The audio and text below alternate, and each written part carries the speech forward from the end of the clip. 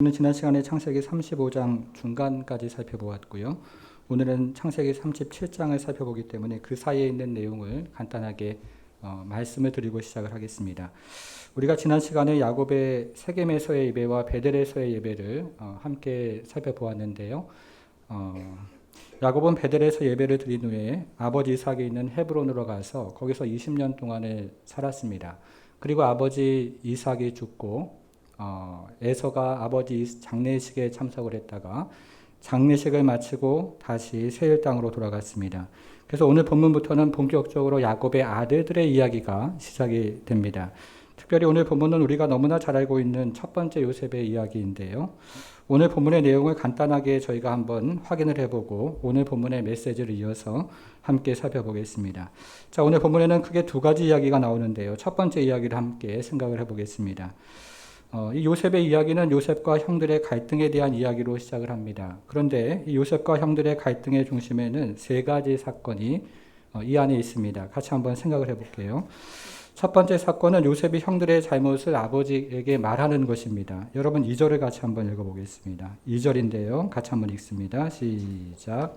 야곱의 족보는 이러하니라. 요셉이 17세의 소년으로서 그의 형들과 함께 양을 칠 때에 그의 아버지의 아내들 비라와 실바의 아들들과 더불어 함께 있었더니 그가 그들의 잘못을 아버지에게 말하더라. 여기에 등장하는 잘못이라는 말은 실수로 나쁜 일을 했다 하는 뜻이 아니고 의도적으로 나쁜 일을 하는 것을 의미하고 있습니다. 요셉은 형들이 의도적으로 나쁜 일을 할 때마다 그것을 아버지에게 일러 바쳤던 것입니다. 이것이 요셉과 형들의 갈등의 시작이 되었습니다. 두 번째 사건은 야곱이 요셉을 다른 아들들보다 특별히 사랑하는 것에 있었습니다. 이번에는 3절을 한번 보겠습니다. 요셉은 노년에 얻은 아들이므로 이스라엘이 여러 아들들보다 그를 더 사랑하므로 그를 위하여 채색 옷을 지었더니, 여기에 등장하는 채색 옷은 케토넷 파심이라는 히브리 말을 번역한 것인데요. 우리말 성경은 케토넷 파심이라는 히브리 말을 다양한 색깔을 가진 옷이라는 의미에서 채색 옷이라고 번역을 했습니다. 그러나 어떤 성경은 여기에 등장하는 케토넷 파심을 소매가 긴 외투 혹은 소매가 땅에 닿는 옷이라고 번역을 합니다.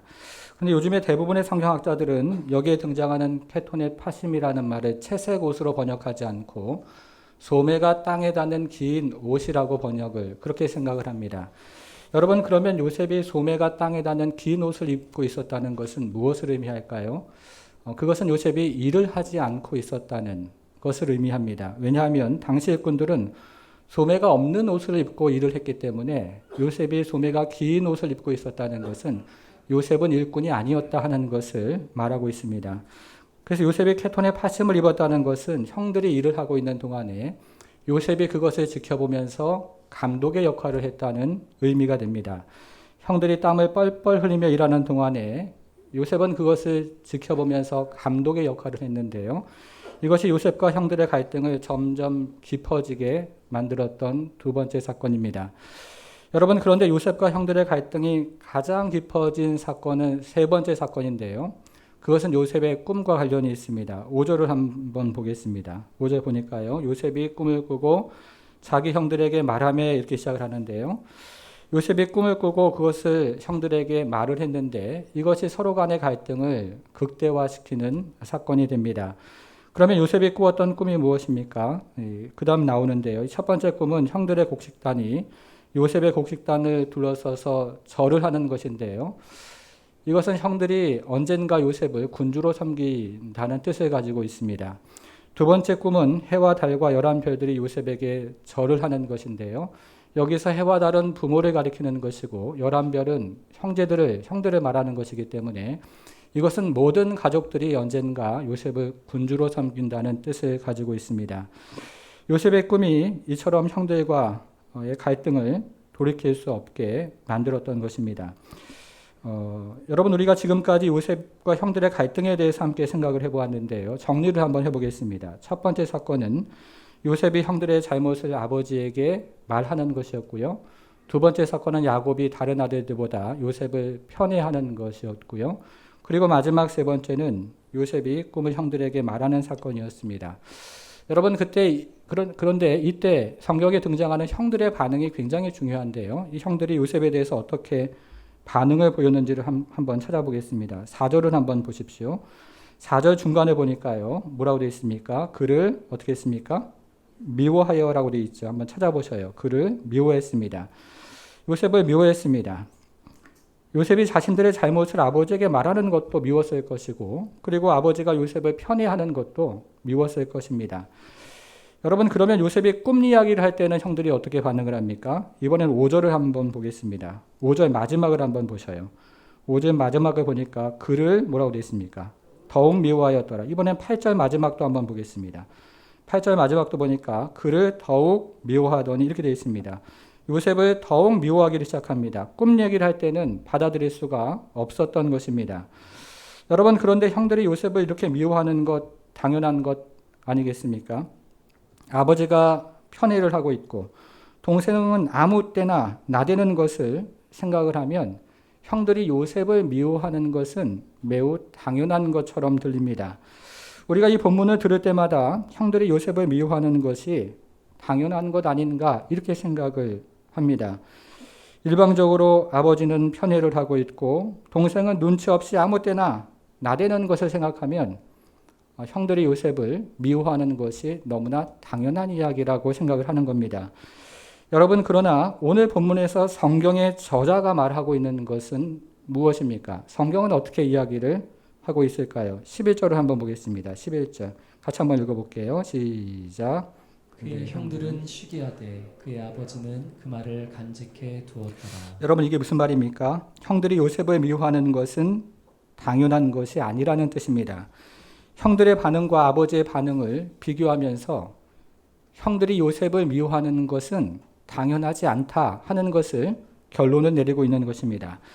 여러분, 물론 요셉은 오늘 본문에서 매우 미숙했습니다. 그러나 성경의 저자가 말하는 것은 요셉의 미숙한 모습을 지금 오늘 본문에서 말하려고 하는 것이 아니라 형들의 지나친 미움에 대해서 이야기를 하고 있는 것입니다.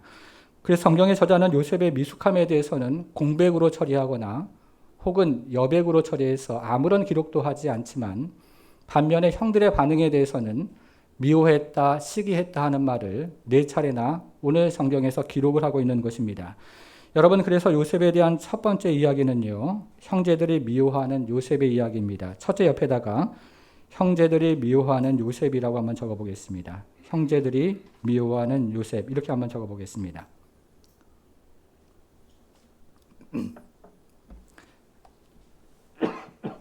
자, 이번에는 두 번째 이야기를 또 한번 생각을 해보겠습니다. 우리가 앞에서 살펴본 세 가지 사건이 있은 지 얼마 후에 요셉의 형들은 양떼를 치기 위해서 세겜으로 올라갔는데요. 이 세겜이라는 마을은 지금 야곱이 머물러 있는 헤브론으로부터 북쪽으로 80km 정도 떨어진 마을입니다. 그런데 일전에 야곱의 딸 디나가 강간을 당한 사건으로 인해서 야곱의 아들들이 그 땅의 남자들을 죽이고 그 성읍을 약탈을 했기 때문에 야곱은 그것에 걱정이 되어서 형들이 무사한지 그리고 양떼들은 잘 있는지를 알아보기 위해서 요셉을 세겜에 보냈습니다. 그래서 요셉이 4일 혹은 5일을 여행해서 세겜에 도착을 했는데요. 요셉이 세겜에 도착을 해서 형들을 찾는 일이 그리 순탄하지가 않았습니다. 15절을 한번 보겠습니다. 15절 어떤 사람이 그를 만난즉 그가 들에서 방황하는지라 그 사람이 그에게 물어 이르되 내가 무엇을 찾느냐. 요셉은 세겜에서 형제들을 찾지 못하고 지금 방황을 하고 있습니다. 그런데 그때 요셉은 우연히 어떤 사람을 만나서 이야기를 듣게 되는데요. 그 사람으로부터 형들이 세겜에서부터 20km 정도 떨어진 도단으로 갔다는 이야기를 듣고 이제 형들을 찾아 도단으로 갔습니다. 이때 형들은 저 멀리서도 이렇게 빠르게 확인할 수 있는 채색 옷을 입은 동생이 오는 것을 보고 몇 가지 음모를 꾸몄습니다. 20절을 한번 보겠습니다. 20절. 자, 그를 그다음 뭐라고 되어 있습니까? 죽여라고 되어 있죠. 한 구덩이에 던지고 우리가 말하기를 악한 짐승이 그를 잡아먹었다 하자. 이런 음모를 꾸밉니다. 자, 여러분 여기서 보시면 굉장히 몇 가지 이야기가 나오는데요. 형들의 첫 번째 음모는 요셉을 죽이는 것입니다. 여기서 죽인다는 말은 하락을 하는 히브리 말을 번역하는 것인데요. 매우 잔인하게 살해하는 것을 뜻하는 단어를 여기서 이야기하고 있습니다. 그런 다음에 형들은 요셉을 구덩이에 던져버릴 또 음모를 세웠습니다. 요셉을 살인한 후에 요셉의 시신을 구덩이에 아예 던져버려서 증거를 없애버리고자 했던 것입니다. 그리고 마지막으로는 형들이 아버지를 속일 계획을 세웠습니다. 악한 짐승이 요셉을 잡아먹었다고 아버지에게 거짓말을 해서 완전 범죄를 꿈꾸었던 것 같습니다. 여러분, 그런데요, 이때 루벤이 등장을 하는데, 루벤이 등장을 해서 요셉을 죽이지 말고 그를 광야에 있는 구덩이에 던져버리자, 이렇게 말을 합니다. 22절인데요. 22절을 보시면 루벤이 또 그들에게 이르되 피를 흘리지 말라, 그를 광야 그 구덩이에 던지고, 이렇게 이야기를 합니다. 여기서 말하는 광야 구덩이는 마을로부터 멀리 떨어진 광야에 있는 구덩이를 말하는 것인데요. 마을로부터 멀리 떨어져 있는 광야에 있는 구덩이에 요셉을 던져버리면 요셉이 아무리 살려달라고 이야기를 해도 그것을 듣고 도와줄 사람이 없게 됩니다. 그러면 요셉은 며칠 안에 굶어 죽게 될 텐데요. 이렇게 죽으나 저렇게 죽으나 요셉이 죽는 것은 마찬가지라고 형제들은 생각을 했습니다. 그래서 형들은 루벤의 말대로 요셉을 잡아서 이제 구덩이에 집어 던지는데요. 여러분, 이때 형제들이 요셉을 구덩이에 집어 던지고 무엇을 했을까요? 25절을 한번 보셔요. 25절을 보니까요. 자, 어떤 말로 시작합니까? 그들이 앉아서 음식을 먹었습니다. 여러분, 여기서 그들이라는 말에 표시를 하고요. 먹다가에도 표시를 한번 해보셔요. 그들이 먹다가, 여기 표시를 한번 해보십시오. 요셉을 구덩이에 던져버리고서 아무렇지도 않다는 듯이 앉아서 둘러앉아서 아마 이 음식은 요셉이 가지고 온 음식으로 생각이 드는데 그 음식을 태연스럽게 먹고 있습니다. 이것이 무엇을 의미합니까? 20절로 한번 다시 가보겠습니다. 20절. 자, 그를 죽여 한 웅덩이에 던지고 우리가 말하기를 악한 짐승이 그를 잡아먹었다 하자. 여기서 악한 짐승의 표시를 또 한번 해보고요. 그 다음에 먹었다, 여기 또 표시를 한번 해보겠습니다. 처음에 형제들은 요셉을 죽이고 악한 짐승이 그를 잡아먹었다, 이렇게 아버지에게 이야기할 참이었습니다. 여러분, 그런데 지금 우리가 두 구절을 살펴보았는데요. 자, 20절과 25절을 비교해 보십시오. 20절과 25절을 비교해 보면 20절은 악한 짐승이 먹었다, 이렇게 되고요. 25절은 어떻게 됩니까? 그들이 먹었다, 이렇게 됩니다. 그래서 20절과 25절을 비교해 보면 이 악한 짐승이 누구냐면 바로 그들이 됩니다. 형들이 악한 짐승이 되어서 요셉을 잡아먹고 있다, 이런 의미를 가지게 되는 것입니다. 그런데 바로 이때 나선 사람은 유다가 다시 나서는데요. 이 유다는 말하기를 동생은 지금 동생을 죽여봤자 아무런 유익이 우리에게 없으니까 동생을 죽이지는 말고 마침 지나가는 미디안 사람들에게, 이 사람들에게 동생을 팔아버리자고 제안을 합니다. 그래서 형제들은 요셉을 구덩이에서 끌어올려 은 20을 받고 미디안 사람들에게 팔아버리게 됩니다. 자, 이것이 두 번째 이야기인데요. 여러분이 그래서 요셉에 대한 두 번째 이야기는 형제들이 팔아넘기는 요셉에 대한 이야기입니다. 주보의 둘째 옆에다가는요, 형제들이 팔아넘기는 요셉, 이렇게 한번 적어보겠습니다.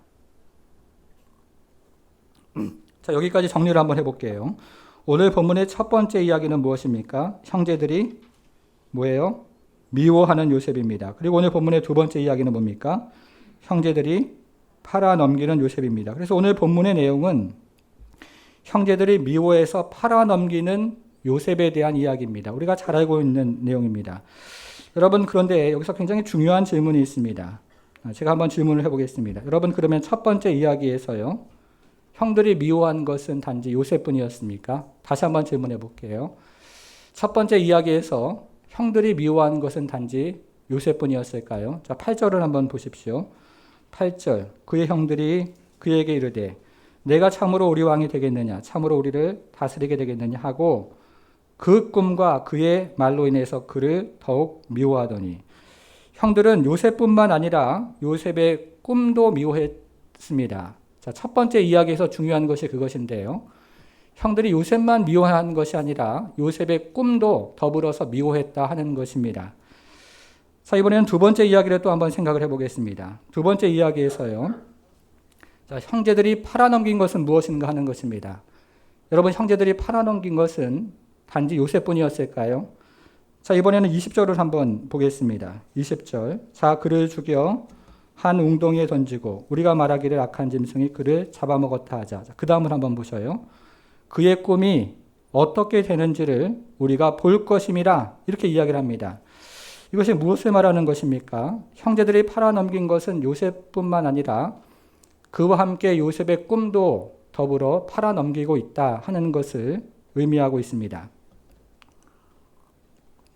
자, 이것이 두 번째 이야기에서 굉장히 중요한 것인데요. 형제들이 팔아넘긴 것은 요셉뿐만 아니라 요셉과 함께 그의 꿈도 더불어 팔아넘기고 있더라 하는 것입니다. 여러분, 형제들은 지금 꿈꾸는 자와 함께 꿈꾸는 자의 꿈을 미워하고 있는 겁니다. 그렇죠? 그리고 지금 형제들은 꿈꾸는 자와 함께 꿈꾸는 자의 꿈을 팔아넘기고 있는 것입니다. 형제들은 꿈꾸는 자와 함께 꿈꾸는 자의 꿈을 제거하려고 온갖 노력을 다하고 있다는 것이 오늘 본문이 우리에게 들려주는 이야기입니다. 여러분, 그런데 오늘 본문에 등장하는 이 꿈, 요셉의 꿈이 얼마나 중요합니까? 자, 2절을 한번 볼게요. 2절. 자, 37장 2절을 한번 보십시오. 자, 여기서 야곱의 족보는 이러하니라 이렇게 시작을 하는데요. 이 말이 대단히 중요한 말입니다. 찾았습니까? 예. 야곱의 족보는 이러하니라. 이 말이 대단히 중요한 말인데요. 이 말은 창세기 전체에서도 굉장히 중요한 말입니다. 제가 야곱 이야기를 처음 시작할 때에 창세기를 읽는 몇 가지 방법을 잠시 말씀드린 적이 있는데요. 그 중에서 가장 중요한 방법 중에 하나가 족보를 중심으로 해서 읽는 것. 그때 제가 그것을 톨레도트라고 말씀을 드렸는데 톨레도트를 중심으로 읽는 것입니다. 그런데 창세기에는 10개의 족보가 등장하는데 우리가 지금 살펴보는 창세기 37장 2절이 마지막 족보인데요. 이것은 아브라함의 언약이 이제 야곱의 아들들을 통해서 어떻게 펼쳐지는지를 마지막으로 보여주고 있는 그런 이야기라는 뜻을 가지고 있습니다.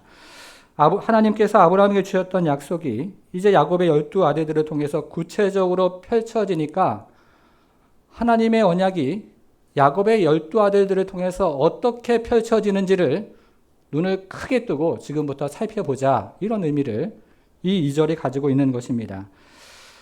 그것이 바로 야곱의 족보는 이러하니라, 이런 시작을 하고 있는 것입니다. 여러분, 그러면 하나님께서 아브라함에게 주셨던 그 약속이 야곱의 아들들을 통해서 펼쳐질 때 그 시작이 무엇입니까? 그 시작이 바로 우리가 지금까지 이야기해왔던 꿈에 관한 이야기로 시작을 합니다. 그런데 매우 불행하게도 요셉의 형들은 꿈꾸는 자와 함께 이 꿈꾸는 자의 꿈을 미워하고 있습니다. 그리고 꿈꾸는 자와 함께 꿈을 팔아버리고 있습니다. 마치 오늘 본문에 자신들이 이야기했던 악한 짐승과 같이 꿈꾸는 자뿐만 아니라 꿈꾸는 자의 꿈을 삼켜버리고 으르렁거리면서 삼켜버리고 있는 모습입니다. 여러분, 그래서 오늘 본문은요, 미워하고 시기하는 형제들을 담지 말고 미워하지도 말고 시기하지 말자 하는 도덕적인 교훈으로 읽으면 오늘 본문은 잘못 읽히는 것입니다. 오늘 본문은 오히려 꿈에 관한 이야기로 읽어야 하는 것인데요. 하나님의 언약, 하나님의 약속이 성취되는 그것을 말하는 꿈이 어떻게 되는지를 살펴보자 하는 이야기로 우리가 오늘 본문을 읽어야 한다는 뜻입니다. 자, 그러면 이제 꿈꾸는 자와 꿈은 어떻게 되겠습니까? 우리가 지금까지 살펴보는 요셉의 이야기는 하나님께서 요셉을 사용해서 이스라엘 백성들을 구원하시는 이야기입니다. 그런데 매우 불행하게도 요셉의 형들이 악한 짐승처럼 이 꿈꾸는 자와 함께 꿈꾸는 자의 꿈을 삼키고 있습니다. 여러분, 그러면 하나님께서 요셉에게 주신 꿈은 결국 사라지는 것일까요? 우리가 지금부터 세 가지 적용을 통해서 하나님께서 요셉에게 주신 꿈이 어떻게 보존되고 이루어지는지를 함께 생각을 해보겠습니다. 자, 순종으로 가서요. 첫 번째입니다. 첫 번째, 하나님은 시간적인 섭리를 통해서 꿈을 이루어 가시는데요. 첫째 옆에다가 시간적인 섭리라고 적어보겠습니다.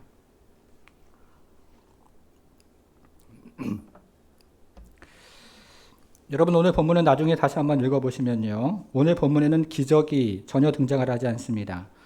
홍해가 갈라지는 극적인 기적도 등장하지 않고 천사가 개입하는 신비로운 기적도 오늘 본문에는 유독 등장을 하지가 않습니다. 그러나 우리가 오늘 본문을 읽으면서 놓쳐서는 안 되는 것이 있는데요. 그것이 바로 하나님의 섭리입니다. 자, 15절부터 17절을 보겠습니다. 어떤 사람이 그를 만난즉 그가 들에서 방황하는지라. 여기 한번 표시를 해보세요. 방황하는지라. 여기 표시를 한번 해보겠습니다. 그 사람이 그에게 물어 이르되 내가 무엇을 찾느냐. 그가 이르되 내가 내 형들을 찾으오니 청하건대 그들이 양치는 곳을 내게 가르쳐 주소서. 그 사람이 이르되 그들이 여기서 떠났느니라. 내가 그들의 말을 들으니 도단으로 가자 하더라 하니라. 요셉이 그의 형들의 뒤를 따라가서 도단에서 그를 만나니라. 이렇게 이야기를 합니다. 여기에서 우리가 줄친 방황하다는 말은 말 그대로 길을 잃고 헤매고 있다 하는 뜻입니다. 요셉이 형들을 찾으러 세겜에 갔는데 요셉은 그곳에서 말 그대로 형들을 찾지 못해서 헤매고 있습니다. 여러분, 그런데 여러분들은 요셉이 그곳에서 헤맸다는 이야기를 들을 때 어떤 생각이 드십니까? 베스터만이라는 주석가는 이 구절을 아버지를 떠나서는 어떤 일도 제대로 하지 못하는 요셉의 무능함이라고 주의를 했습니다. 지금까지 아버지 밑에서 호의호식을 하다가 아버지를 떠나서 어떤 일도 제대로 하나 처리하지 못하는 요셉의 무능함이라고 주의를 했던 것입니다. 이에 반해서 사르나라는 주석가는요, 이 구절을 요셉의 끈기라고 주의를 했습니다. 요셉이 세겜에서 비록 방황을 했지만 그러나 결국 포기하지 않고 형들이 있는 도단까지 간 것을 보면 요셉이 매우 끈기로운 사람이었다. 이렇게 주의를 한 것입니다. 여러분, 그런데요, 이 구절을 다시 한번 보십시오. 이 구절은 요셉의 무능함을 말하는 것도 아니고 요셉의 끈기에 대해서 말하는 것도 더더욱 아닙니다. 이 구절은요, 하나님의 섭리에 대해서 지금 이야기하는 것입니다. 다시 한번 이 구절을 보셔요. 요셉은 형들을 찾지 못해서 길을 잃고 헤매고 있는데 이것이 무엇을 의미하는 것이냐면 이것은 섭리적인 시간을 허비하고 있다 하는 의미를 가지고 있습니다. 우리가 지금 방황하는지라 여기 표시를 했는데요. 이렇게 요셉이 길을 잃고 방황을 하는 것은 섭리적인 시간을 허비하고 있다는 그런 의미를 오늘 본문에서 가지고 있습니다. 여러분, 만일에 요셉이 들판에서 이와 같은 섭리적인 시간을 허비하지 않았다면 그 다음 어떤 일이 일어났을까요? 28절로 한번 가보겠습니다. 28절 처음 어떻게 시작을 합니까? 예, 그때 여기 표시를 한번 해보셔요. 그때 바로 그때에 미디안 상인들이 지나가고 있는지라. 요셉이 들에서 시간을 지체하지 않았다면 미디안 상인들이 바로 그 시간에 그 장소를 지나가는 일은 발생하지 않았을 것입니다. 그렇죠?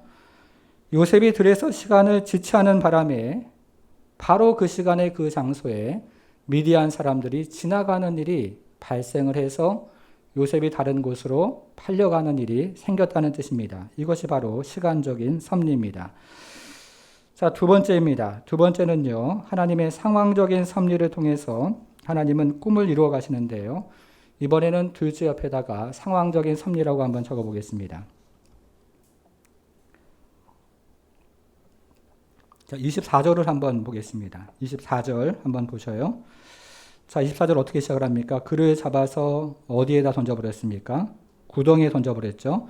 형제들은 요셉을 죽이려고요, 구덩이에 던져버렸습니다. 그런데 우리는 이 구절을 읽으면서 이 구덩이를 어떻게 생각하냐면 이 강한 비나 바람 때문에 생긴 자연적인 구덩이다. 이렇게 그냥 무식적으로 읽고 지나갑니다. 제가 주석을 찾아보니까요, 여기서 구덩이는 그런 구덩이가 아닙니다. 여기 나오는 구덩이는요, 이 단단한 흙이나 바위를 깊게 파서 비가 새지 않도록 회반죽을 발라서 만든 인공적인 구덩이다. 이렇게 되어 있습니다.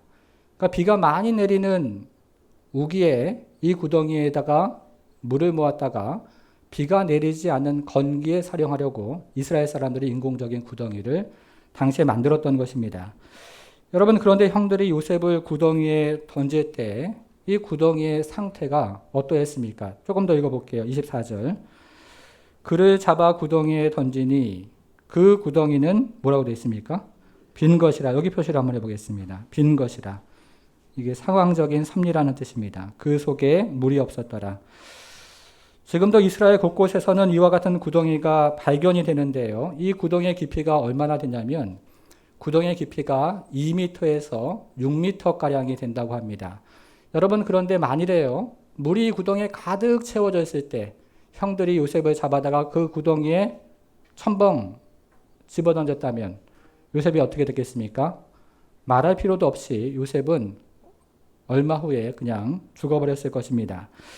그러나 구덩이는 비어 있었고 그 속에 물이 없었기 때문에 꿈꾸는 자와 함께 꿈꾸는 자의 꿈이 보존되고 사라지지 않은 것입니다.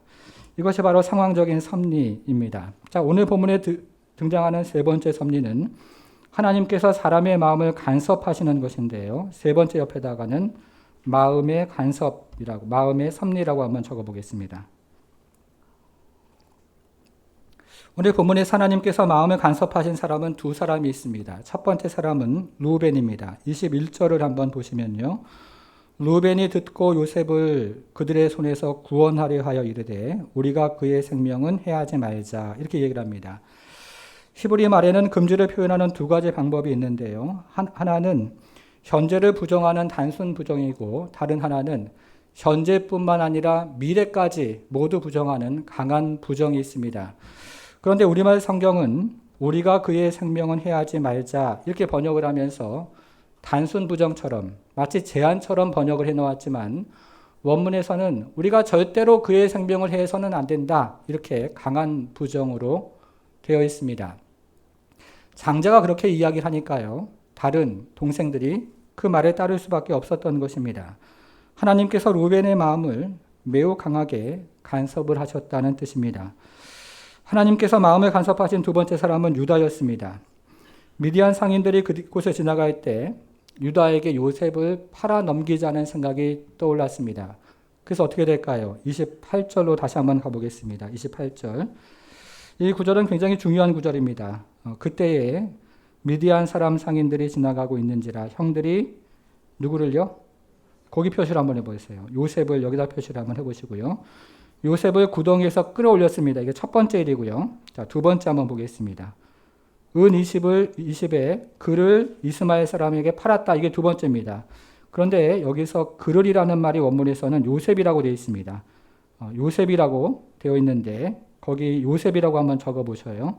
그를 옆에다가 요셉이라고 적어보십시오. 원문에서는 그를이라고 되어 있지 않고 요셉이라고 되어 있습니다. 이게 두 번째고요. 자, 마지막 세 번째는 그 상인들이 요셉을 데리고 애굽으로 갔더라. 요셉을 데리고 갔습니다. 이번에도 요셉의 표시를 한번 해보겠습니다. 자, 그러면 여러분들 요셉의 몇 번 표시를 하셨습니까? 3번 하셨죠. 저는 오늘 본문에서 하나님의 섭리를 가장 잘 표현해주고 있는 구절이 바로 이 구절이라고 생각을 합니다. 여러분, 요셉의 이름을 한 번만 사용해도 뜻이 이상하지 않는 그대로 자연스럽게 흘러가는 구절에서 요셉의 이름을 3번이나 오히려 사용해서 이 구절을 조금 난해하게 그리고 자연스럽지 않게 만드는 이유가 무엇일까요? 요셉의 이름을 한 번만 사용해도 되는 구절에 요셉의 이름을 3번이나 반복해서 사용한 이유는 바로 하나님의 섭리를 강조하고 있는 것입니다. 요셉을 이렇게 말을 하면서요. 요셉의 구덩이에서 올라오고 요셉이 팔리고 요셉을 데리고 가고 하는 것을 이야기하면서 하나님의 섭리를 지금 의도적으로 강조를 하고 있다는 뜻입니다. 여러분, 그래서 요셉은 결국 어디로 가게 됩니까? 36절. 그 미디안 사람들이 그를 애굽에서 바로의 신하 친위대장 보디발에게 팔았더라. 하나님의 섭리 가운데 요셉은 애굽으로 팔려갑니다. 요셉의 형들은 악한 짐승처럼 요셉과 꿈꾸는 자와 꿈꾸는 자의 그 꿈을 제거하려고 했지만, 삼켜버리려고 했지만, 하나님의 섭리 가운데 꿈꾸는 자와 함께 꿈꾸는 자의 꿈을 애굽으로 데리고 가신 것입니다. 사랑하는 성도 여러분, 여러분들은 요즘 어떤 꿈을 꾸고 계십니까? 우리가 인생을 살아가면서 꾸는 많은 꿈이 있습니다. 내 집 마련의 꿈, 승진과 성공의 꿈, 노후 대책의 꿈, 여러 꿈들이 있습니다. 그런데 여러분들께서는 동시에 하나님의 꿈도 꾸고 계십니까? 우리는 은혜의 10년, 꿈의 10년이라는 주제로 지난 10주년 기념 예배를 드렸는데요. 그 즈음에 제가 묵상한 본문이 바로 오늘 본문 창세기 37장이었습니다. 그때 저는 오늘 본문을 묵상하면서 지난 2년 전에 다녀온 싱가포르 단기 선교를 잠시 떠올렸는데요. 싱가포르 단기 선교는 매우 사소해 보이는 일로부터 시작을 했습니다. 제가 어느 날 신문을 읽다가 싱가포르 난양대학교에 대한 기사를 읽었는데요. 처음에는 이 대학 건물이 참 특이한 것이 눈에 들어왔고, 그 다음에는 이 대학이 아시아에서 4차 산업혁명을 주도하는 대학이라는 글귀가 눈에 들어왔습니다. 그래서 저는 그때만 해도 이 4차 산업혁명에 대한 개념이 전혀 없었습니다. 그래서 대학에서 경제학을 가리키는 사람들이나 또 4차 산업을 연구하는 사람들에게 귀동냥을 하기 시작했는데요. 전화를 해서 그게 무엇이냐 이렇게 물어보기도 하고, 그리고 또 찾아가서 그것이 무엇인지를 조금씩 배워가기를 시작했습니다. 이런 시간들을 통해서 이것이 미래를 살아가는 우리 자녀들에게 너무나 중요한 준비겠다 하는 생각을 하게 되었고, 그래서 자녀들을 데리고 난양대학교에 꼭 가봐야겠다 하는 생각을 하게 되었습니다. 그래서 싱가포르 한인교회를 수소문한 끝에 싱가포르 나눔과 섬긴 교회를 주석하는 난양대학교 정연보 교수와 연결이 되었습니다. 그리고 싱가포르에 있는 여러 선교단체들을 수소문한 끝에 OMF 국제선교회 그리고 인터서브 국제선교회 본부도 있었고요. 이런 단체들과 연결이 있습니다. 이렇게 1년을 준비한 다음에 싱가포르 답사를 가서 난양대학교에서 정연보 교수를 만나면서 함께 이야기를 하고, 또 선교단체에서 선교사들과 함께 또 이야기를 하는 중에 제 마음이 참 좋았습니다. 그래서 그해 여름에 우리 자녀들을 데리고 난양대학교를 방문해서 이제 4차 산업 관련해서 강의도 듣기도 하고 체험을 하기도 했습니다. 그리고 국제선교단체를 가서 또 선교사님들과 함께 말씀도 듣고 이야기도 나누고 함께 기도하는 시간을 가졌습니다.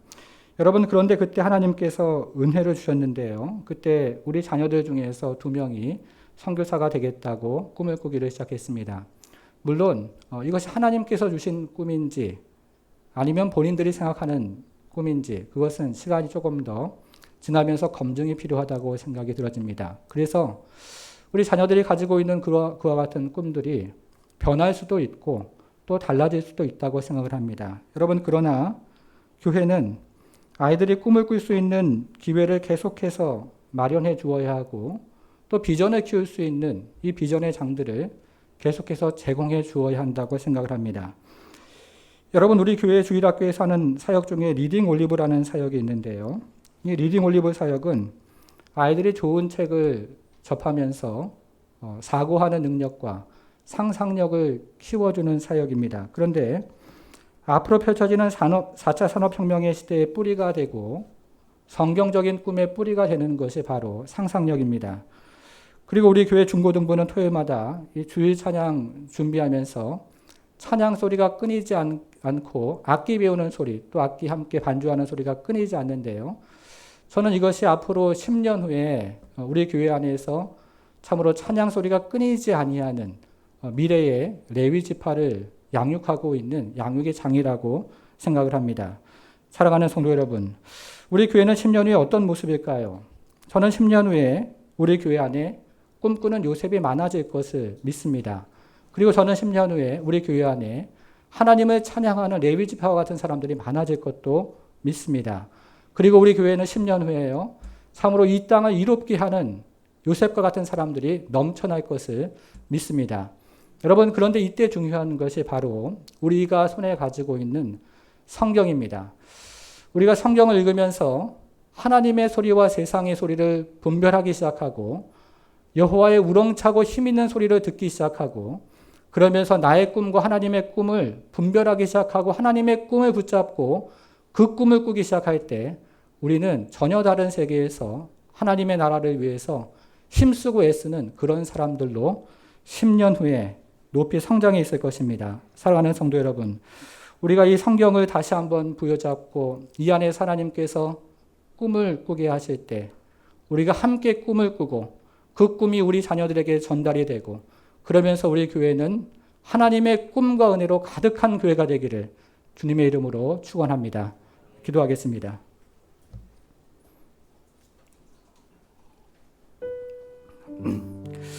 사랑하는 성도 여러분, 여러분들은 지금 정말 어떤 꿈을 꾸고 계십니까? 우리가 인생을 살아가면서 내 집 마련의 꿈, 승진과 성공의 꿈, 노후 대책의 꿈, 제가 이런 것들이 불필요하다고 말씀드리는 것이 아닙니다. 여러분, 그러나 이런 꿈만 꾸다가 세상에 젖어 세상 따라 살다가 세상과 함께 사라지는 인생이 되기를 원하십니까? 아니면 하나님께서 주시는 꿈을 꾸다가 하나님께서 주시는 말씀을 듣다가 하나님께서 주시는 은혜를 경험하다가 하나님의 꿈을 꾸고 영혼을 준비하시겠습니까? 사랑하는 성도 여러분, 이 시간에는요, 잠시 우리가 10년 후의 교회를 생각하며 기도하는 시간이 되기를 바랍니다. 저는 하나님께서 우리의 기도를 들으시고 땅에 떨어뜨리지 않으실 것을 확신하는데요, 우리는 앞으로 10년을 기도하면서 꿈꾸는 요셉이 넘쳐나고 또 이곳에 찬양하는 요셉이 넘쳐나고 세상을 이롭게 하는 요셉이 넘쳐나는 교회가 되기를 함께 기도하기 원합니다. 이때 가장 중요한 것은 성경입니다. 여러분, 성경을 읽으면요, 힘있고 우렁찬 여호와의 소리가 귓가에 들려오기를 시작하는데, 그러면 우리는 세상의 꿈과 하나님의 꿈을 분별하고 세상의 꿈이 아니라 하나님의 꿈을 쫓아서 나아가는 사람들이 될 때 우리에게 참으로 하나님 주시는 큰 은혜와 그리고 큰 도우심을 우리는 경험하는 인생, 또 교회가 될 것입니다. 우리가 이 소망을 가지고 잠시 기도하며 주 앞에 나아가겠습니다. 기도하겠습니다.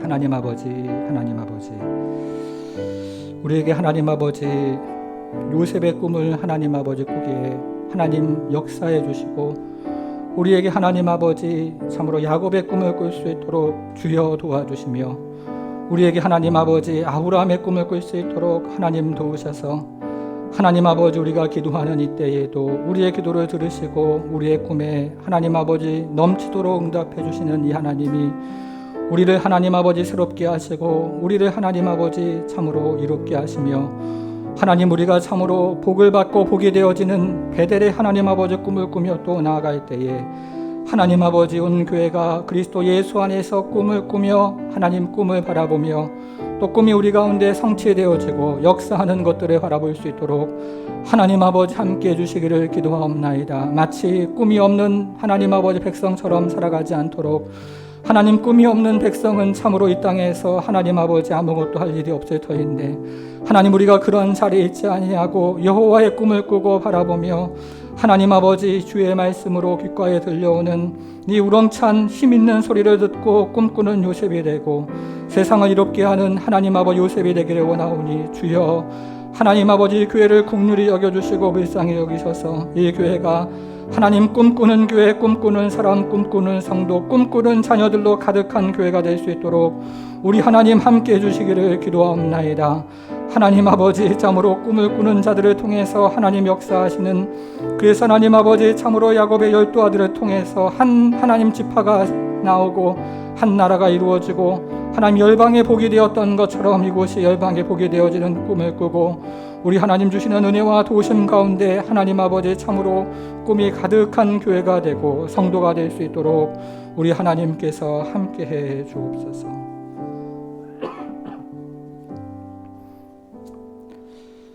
하나님 아버지, 우리 사랑하는 성도들의 사업과 또 가정을 축복하여 주옵소서. 하나님, 그것을 통해서 우리 하나님의 꿈이 이루어지는 은혜의 현장이 되도록 우리 하나님 함께해 주옵소서.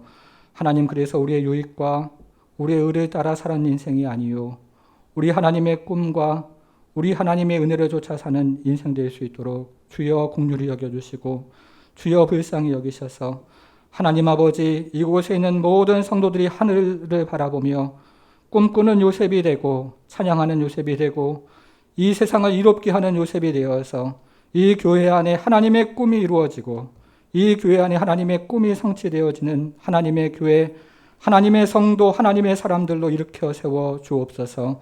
하나님, 우리가 기도하는 것들 땅에 떨어지지 아니하고 하나님 들으시고 때가 되어 열매를 맺고 응답하실 하나님을 기대하오니 주여 하나님 아버지 참으로 들으시고 역사하신 하나님께서 우리가 하나님을 향해서 손을 들게 하시고 하나님을 향해서 일어서게 하시며 하나님을 향해서 참으로 하나님 아버지 외치며 나아갈 때 하나님, 우리가 꾸는 꿈이 하나님의 꿈이 되고 요셉의 꿈이 되어서 하나님의 꿈이 이루어지는 성도 교회가 될 수 있도록 우리 하나님 축복해 주옵소서. 감사드리며 예수님의 이름으로 기도하옵나이다.